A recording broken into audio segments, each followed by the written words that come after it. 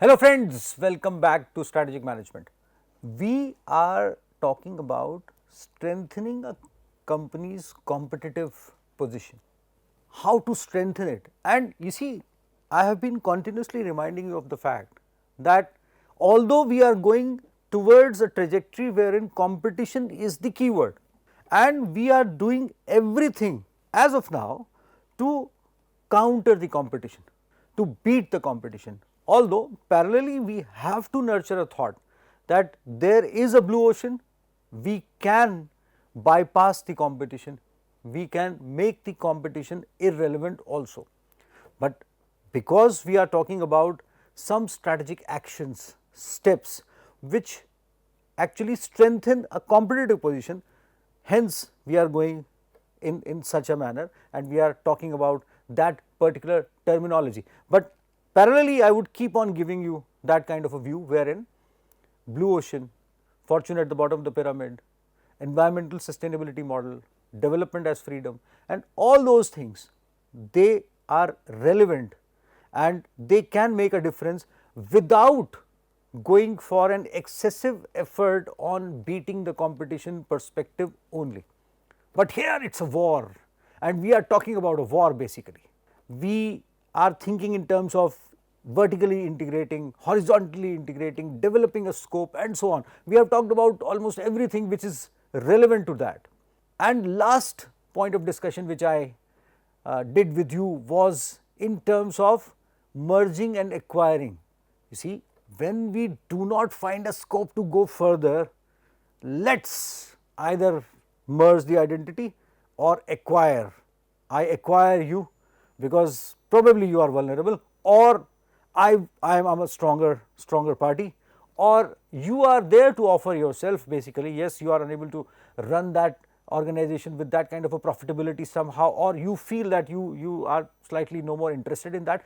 But isn't it counter, I would not say counterproductive, isn't it paradoxical in terms of when I initiated the organization with a perspective of a long drawn vision that I would carry this organization forever and I would go to the limits of sky and I would make this world a better place. We have been nurturing this thought after all.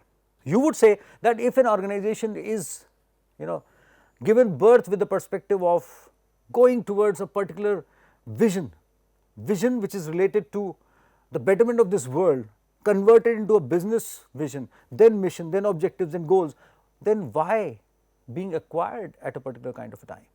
Probably we did not do something right. But while we were not doing something right, we were not actually thinking about that also.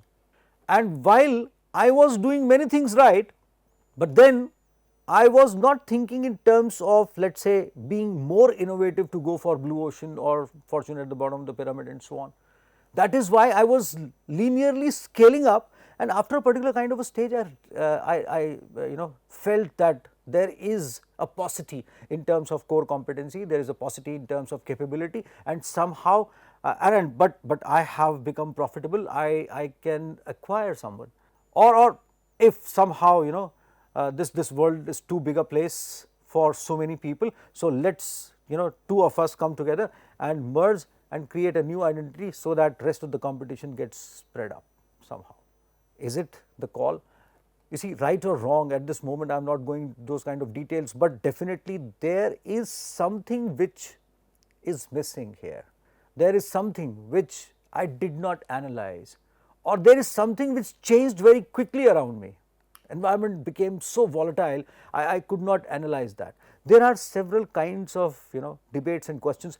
People do call mergers, acquisitions and takeovers as strategies, which I personally refrain to do. It is my personal choice with all the disclaimers associated with this kind of a thought. Authors have very intelligently talked about these as strategies, and I talk about these as many of times strategic actions or tactics, but still I refrain to call them as strategies, because you see, strategy is all about thinking, analyzing things, looking into the environment, having so many aspects around us, having a long term perspective, and then that is broken into shorter term steps and then going for that.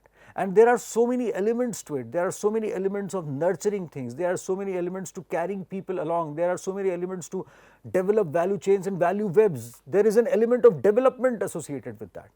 So somehow I had to do that. That is the main thought. But still, if you have to do that, then you have to do that, because you have created some irreversible process in due course of time, and you don't have time for developing newer processes, and that is where you have to go for a particular kind of a combination, which now we would refer to. Facebook's acquisition of Instagram. 2012, Facebook acquired Instagram, a popular photo sharing social media platform. We know that both companies operated in social media space, with Instagram being a direct competitor to Facebook in terms of photo sharing and user engagement. This acquisition allowed Facebook to expand its user base and diversify its social media offerings. Was Facebook looking at such kind of a thing, or they realized, oh, they should be having it? And Instagram, were they looking for being acquired somehow, or they realized, well, this is good for them? This happened somehow. It gave strength to Facebook definitely, and probably good money to Instagram as well. So that way they were also strengthened. So strengthening part definitely is evident in terms of as far as the customer space goes, or the size of the market goes, and those kind of things go. But then if you will look at the origin, the thought associated with developing an organization for making this world a better place, and in many cases you would realize that how long those acquisitions worked, how long those mergers worked, how long those takeovers worked, that is a different kind of statistics which is available, the life of such kind of organizations and so on. Again, there is an element of, because we have been thinking in terms of organizational life cycle is the most important element. So do we have a testimony of that, this kind of a strategic choice, if we at all call this a strategic choice, which definitely authors do, and respectfully I again refrain to do that personally many a times. But then if it is associated with organizational life cycle, what kind of a life cycle space the acquired organizations or the organizations after acquisitions went for, how well did it work for, and what is the longevity of such kind of an arrangement, that definitely has to be seen, must be observed. Microsoft's acquisition of LinkedIn. Microsoft acquired Hotmail long back. Samir Bhatia initiated Hotmail, and then Microsoft acquired that. In 2016, Microsoft acquired LinkedIn, the professional networking platform. Both companies operated in technology industry, with LinkedIn being a leading platform for professional networking and career development. This acquisition allowed Microsoft to integrate LinkedIn services into productivity software suite and expand its offering for professionals and businesses. They did that. Did it go good? There is again a question, if LinkedIn would have done it by themselves, would it have been a different kind of a thing basically? Because the originators thought and the resultant might have been different, and here an acquiring organization has a particular kind of a thought in terms of strengthening their position. So you see, there are several kinds of questions in terms of synergies and those kind of things, which we would address in due course of time in this and the subsequent session as well. And here comes some statistics, and this statistics though is very motivating. It feels that things are going well in favor of mergers and acquisitions.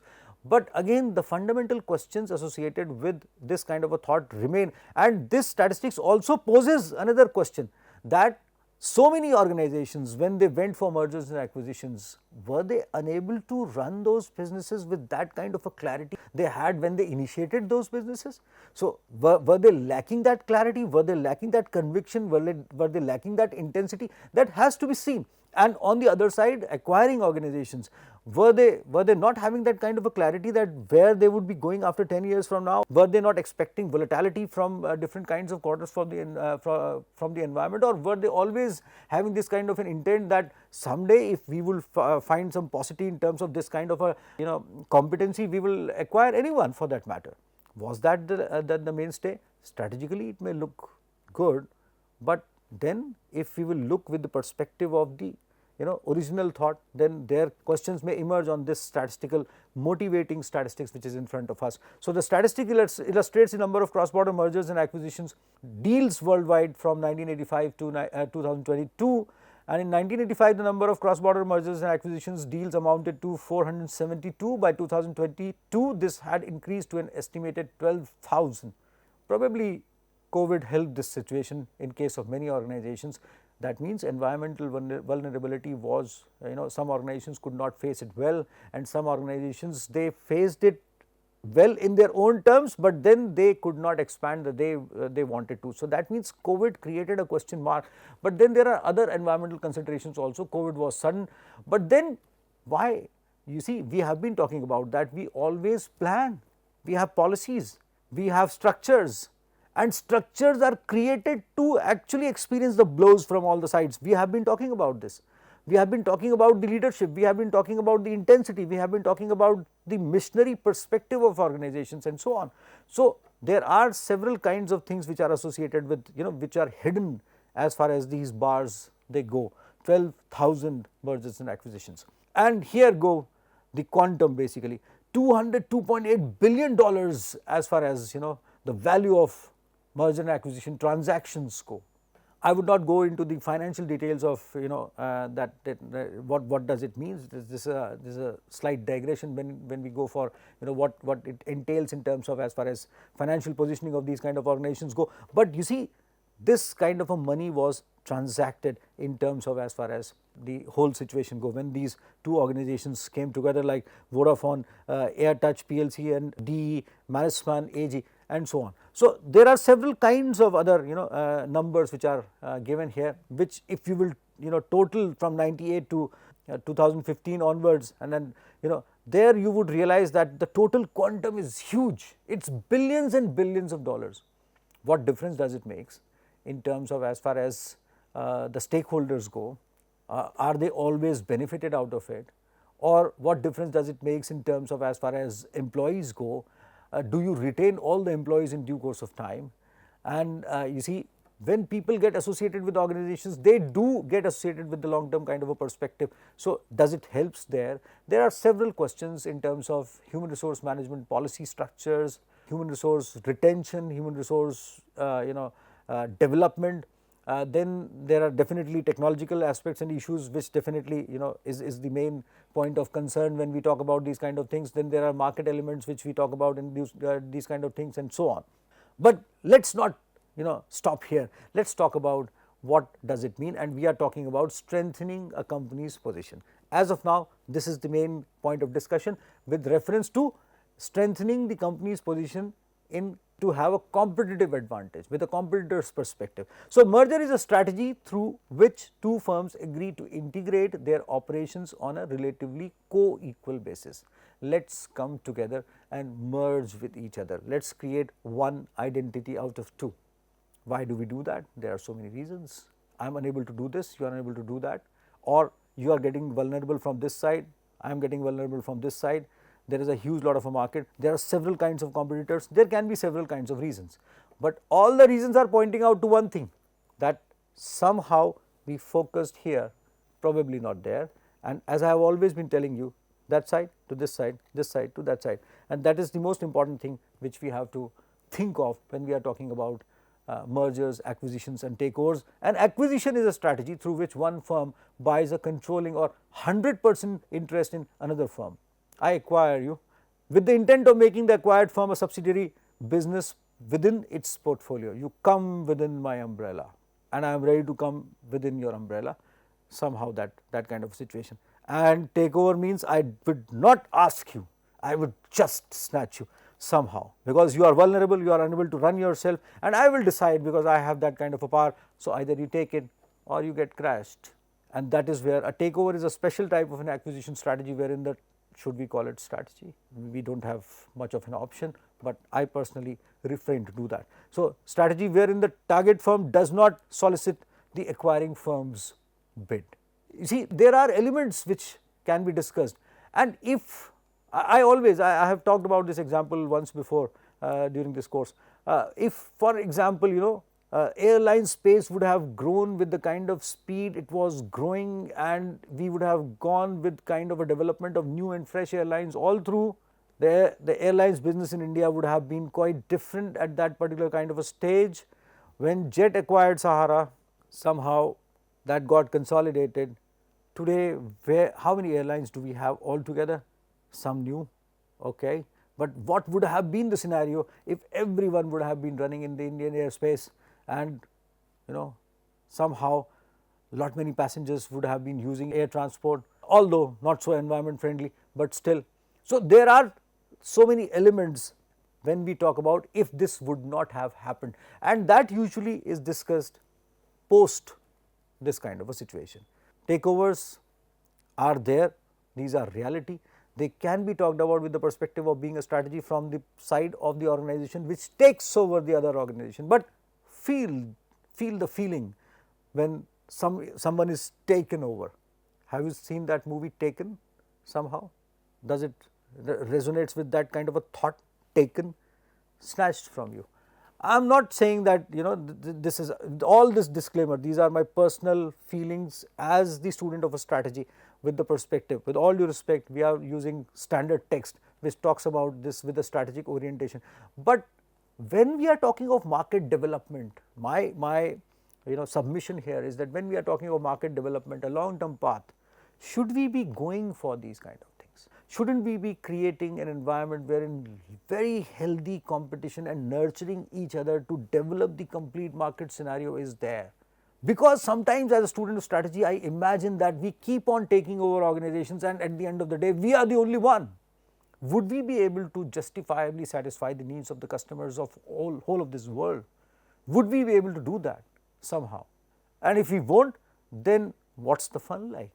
So ultimately, you see, after all, growth, prosperity and opulence for all is the most important element, and I have been talking about prosperity and opulence, and all the great visionaries, they have been talking about the elements of prosperity and opulence and existence of prosperity and opulence and nurturing prosperity and opulence at the end of the day. Does it sound rhetoric, a kind of a speech wherein we are not talking business in this session? We are, but the point is how to compare that. Look into the organizations which have been going with the steady growth and speed, nurturing their vision, and look at the organizations which are actually going this way, extremely competition based or competitive advantage based kind of a strategies or strategic steps. How far they have reached, what they have achieved, what kind of a contributions they have made in terms of value chains and value webs and society at large, and what these kind of organizations which have been nurturing themselves through different kinds of ideologies, what they have gone for, you would realize the kind of differences I am talking about. Although it is very difficult to make out that there are many organizations, there are few organizations which would not have gone for these kind of strategies and steps as of now. A merger is the combining of two or more companies into single corporate entity, as I said, with the newly created company often taking on a new name. We merge the identity. Imagine two competitors merging the identity and what their human resource would be feeling when they merge the identity. So today I am an enemy, and the other day I am your brother, and we are together, and what we would be telling the market basically, okay, we would be telling something, but somehow it perplexes me individually. I am not against this. An acquisition is a combination in which one company, the acquirer, purchases and absorbs the operations of another, the acquired. The difference between a merger and an acquisition relates more to the details of ownership, management control. Who would be the owner? Definitely who would have a better advantage in as far as negotiations go. Due diligence, the organizations which is more liquid, cash rich, strong in terms of financial control or market at the end of the day, or market strength at the end of the day. So they might have the larger say, and definitely finances, they speak a lot because you have the strong you have the power to sustain yourself. Management control and financial arrangements than to strategy and competitive advantage. You see, authors have said this in a very sublime, in a very intelligent manner, that ownership, management control and financial arrangements, they take a stronger say in the process as against strategy and competitive advantage. So you are doing this for competitive advantage, but then management control and financial control, they have a stronger say in the process. And the resources and competitive capabilities of the newly created enterprise end up much the same whether the combination is the result of an acquisition or merger at the end of the day. Idea Vodafone merger. The merger of Idea Cellular and Vodafone India in August 2018 formed Vodafone Idea, India's largest telecom company. If you will go into the details of such kind of mergers and acquisitions, you would realize that what were the terms and conditions, how did it happen, what kind of arrangements were made, how many employees were retained, what kind of infrastructure was retained, and who did what and who had to leave. The merger was driven by several factors, including intense competition in Indian telecom sector, the need for scale and operational efficiencies, and the impending entry of new players. You want to stop the new players? We could have grown the market entirely. We could have gone for extreme database kind of a market development. We could have gone for several kinds of innovative strategies. So again, there is a question that if we are going extremely innovatively in terms of due course, so can we avoid this kind of a situation, or we never want to do that somehow? Can we avoid this situation if we are intensely connected to the market and the region or the culture and the values? Can we do that? The merger combined Vodafone's strong presence in the urban areas and Idea Cellular's extensive network in rural and semi-urban regions, creating a pan-India telecom giant with a wide customer base and network coverage. It is not that always mergers they work, demergers also work. For example, Hero and Honda, they demerged, they separated, and both of the organizations, they are doing well. So that means they would have done something to come in terms of a joint venture. That was a joint venture, and I would be talking about that briefly. But again, you see, you did something jointly and then you demerged, you got away, and then you developed that means you were developing the market so that it creates a space for both of you as well as other competitors still are there. So that again is a strategy, and that way somehow is slightly elite in terms of as a student of strategy, I can say that somehow it is slightly better as compared to when you are talking of development of the market as such. The combined entity aimed to leverage synergies in spectrum, infrastructure and operations to enhance service quality, expand network reach and offer competitive pricing to consumers. Competitive pricing, you can say yes, but service quality and expanded network coverage reach, you may talk to their consumers. I am one of the customers, so I would not comment on that right away. The merger also enabled Vodafone Idea to better compete with other major players in the Indian telecom market such as Bharti Airtel and Reliance Jio. By pooling resources and capabilities, the merged entity sought to strengthen its market position, drive growth and improve financial performance amidst increasing competition, regulatory challenges. Regulatory challenges is one of those reasons also. But customer surveys would tell that did it work, did it solve the purpose for which it was stated that it was being done, or was it just related to financial arrangements? And that I am drawing your attention towards that kind of a point, because if it is only related to operational and financial arrangements or strengthening our position that way, that means we must be looking at the goals and objectives in association with our mission, and that is how we should be looking at the strategy from that side to this side to that side. And that is where the corporate leadership and corporate governance comes in. And we have talked about corporate level strategy, corporate governance and leadership perspective all together up till now many times. Horizontal acquisitions, the acquisition of a company competing in the same industry as the acquiring firm is referred to as horizontal acquisition. I want the bigger market space. Horizontal acquisitions increase a firm's market power by exploiting cost based and revenue based synergies. Authors have used the term exploiting cost based and revenue based synergies to capitalize upon the situation wherein cost is reduced, revenue is increased. And this is competitive based kind of a perspective, cost or differentiation, and we are talking of blue ocean as well, cost and differentiation. So you see, if as I am pointing out, if somehow you were foreseeing that kind of a situation that you would be stuck up somewhere in organizational life cycle, you might saturate that way and you would not find that kind of a leverage at the end of the day. Why aren't we thinking in terms of blue oceans from the scratch? Why aren't we actually developing a situation wherein we should be moving from this side for making the competition irrelevant rather than to fight and then to actually collaborate? Nothing is right or wrong, as W. Chan Kim also said, and I have described about that long back. But the point is that there is an element of long term associated with all the strategic choices, and we should be acknowledging that. Oracle has pursued a strategy of horizontal acquisitions of other software firms quite successfully in its competition with SAP and IBM. And then there is vertical acquisition. A vertical acquisition refers to a firm acquiring a supplier or distributor of one or more of its goods or services. A firm becomes vertically integrated through this type of acquisition in that it controls additional parts of the value chain. I again want to reduce my costs somehow, which makes sense, but there are so many things which I have raised up till now. So, Google's acquisition of DoubleClick is a vertical acquisition designed to allow Google to provide better quality online advertising. DoubleClick specializes in providing online display advertisements, especially customer pop-ups and video, while Google specializes in online and text banner ads. As such, Google bought one of its suppliers in an area where it had been weak on its own, where authors say that Google was weak.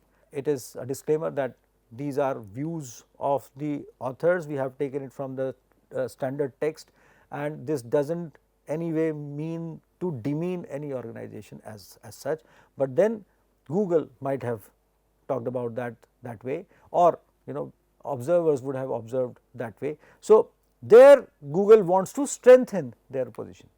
Google is a large corporation, Google could have gone for developing that thing as well.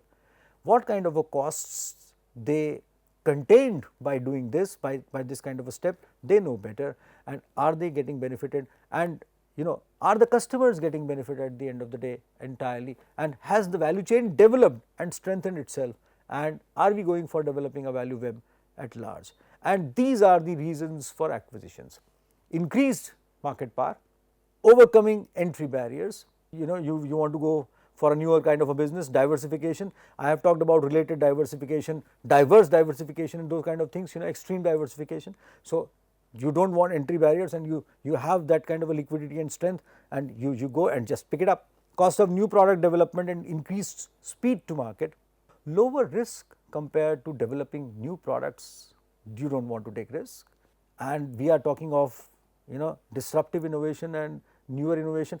Am I being slightly on the negative tone as far as? No, that does not mean that. Many a times mergers and acquisitions especially, they have created products. For example, some organization was unable to do that so well, and you acquired that organization and that product flourished. It actually worked for everyone. Many times it happens, but then still there are several kinds of question marks associated, and my job as an academician is to give you both of the sides.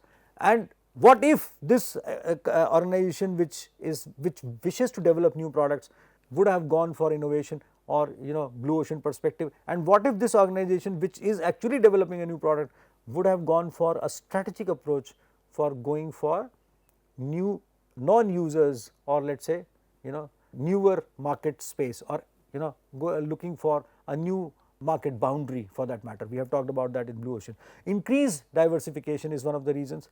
Reshaping the firm's competitive scope is one of the reasons. Learning and developing new capabilities. You probably might not have that capabilities, and you are thinking in those kind of terms. I would be expanding all of these elements one by one, and would be drawing your attention towards the side that yes, these are the reasons of acquisitions, then there are several reasons wherein acquisitions do not work, and then I would be taking you towards another side wherein we would be talking briefly about joint ventures and those kind of aspects also. I would be catching up back with you, taking you towards this competitive strength, while giving you a view of blue ocean as well as something which is related to giving you a perspective around these kind of strategies, or from that side, that view, this side of the river, that side of the river. I will be catching up back with you. Till then, goodbye.